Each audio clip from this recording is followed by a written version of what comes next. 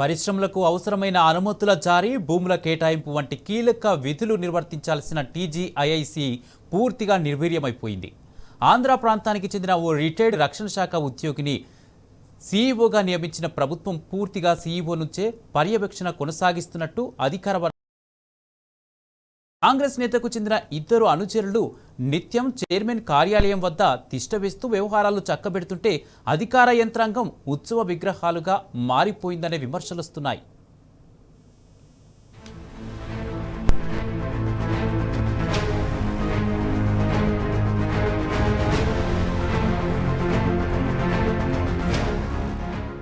సాధారణంగా కొత్తగా పరిశ్రమ ఏర్పాటు చేసుకోవాలంటే టీజీఐపాస్ ద్వారా దరఖాస్తు చేసుకోవాల్సి ఉంటుంది. ఆన్లైన్ ద్వారానే అన్ని రకాల అనుమతులు, భూముల కేటాయింపు వంటి ప్రక్రియ పూర్తవుతుంది. అయితే రాష్ట్రంలో కాంగ్రెస్ సర్కారు అధికారంలోకి వచ్చిన తర్వాత పరిస్థితి పూర్తిగా మారిపోయింది. ముఖ్యంగా చైర్మన్ నియామకం తర్వాత అధికార యంత్రాంగం ఉత్సవ విగ్రహాలుగా మారిపోయిందనే అభిప్రాయం వ్యక్తమవుతున్నది. ఆన్లైన్ విధానం కేవలం నామమాత్రంగా మారిపోయింది.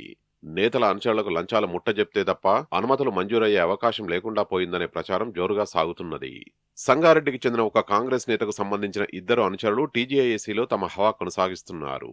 నిత్యం చైర్మన్ కార్యాలయం వద్దే తిష్టవేసి దరఖాస్తుదారులతో సమావేశాలు నిర్వహించడం పరిపాటిగా మారింది. వారికి అమ్యామ్యాలు ముట్టిన తర్వాత సీఎంఓ నుంచి గ్రీన్ సిగ్నల్ వస్తుందని, ఆ తర్వాతే ఎండీ, సీఈఓ ఫైలును ముందుకు కదిలిస్తారని టీజీఐఏసీలో బహిరంగంగానే చర్చించుకుంటున్నారు.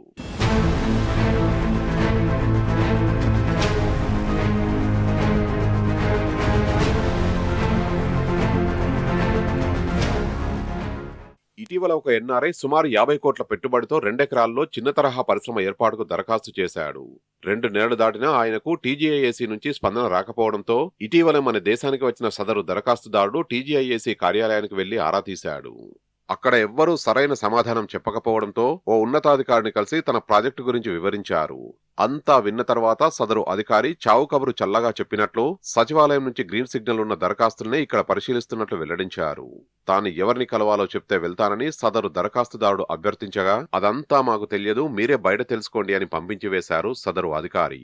ఆ తర్వాత చైర్మన్ కార్యాలయం వద్ద తిష్టవేస్తున్న వ్యక్తుల గురించి తెలుసుకుని మరుసటి రోజు వెళ్లి వారిని కలిశాడు సదరు దరఖాస్తుదారుడు. అనంతరం ఆయనకు పరిశ్రమ అనుమతులతో పాటు భూ కేటాయింపు చేశారు.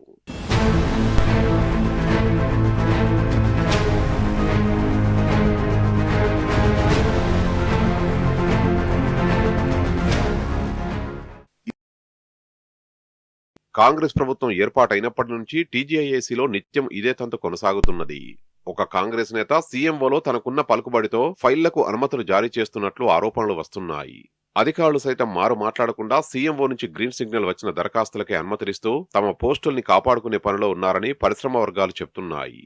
అధికారులు సొంతంగా ఒక్క ఫైల్ని కూడా కదిలించే పరిస్థితి లేదని, ఒకవేళ వారు ఆ సాహసం చేస్తే వెంటనే వారి కుర్చీలు కదిలిపోతాయని వ్యాఖ్యానిస్తున్నారు. పరిశ్రమల శాఖలో రాజకీయ జోక్యం మితిమీరిపోయిందని అధికార వర్గాలు లోలోపల కుమిలిపోతున్నాయి. ఈ తరహా పరిస్థితులు పెట్టుబడులపై ప్రతికూల ప్రభావం చూపిస్తాయని పరిశ్రమ వర్గాలు చెప్తున్నాయి. ఈ క్రమంలో చిన్న తరహా పెట్టుబడిదారులకు బాగా ఇబ్బందులు ఎదురవుతున్నాయని చెప్తున్నారు.